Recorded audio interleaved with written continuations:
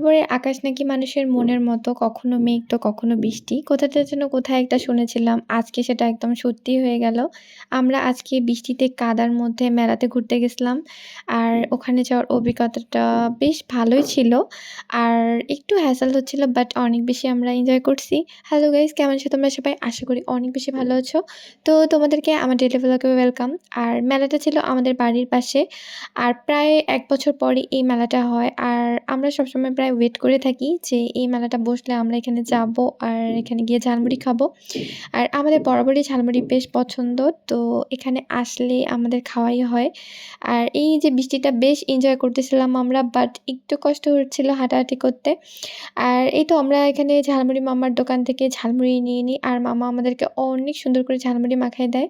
ঝালমুড়িটা বেশ মজার ছিল। আমার তো আচার দিয়ে ঝালমুড়ি মাখা খেতে অনেক বেশি ভালো লাগে। আসলে আমার এই আলুর স্টিকটা খাওয়া হয়। আর এটা কিন্তু বেশ ভালো লাগে খেতে। বাট আজকে কেন জানি একদম ভাজা ভালো হয়নি। মানে ভাজাটা একদম বেশি হয়ে গেছিল। তো এই তো এখানে আমরা দাঁড়িয়ে সবাই খাচ্ছিলাম।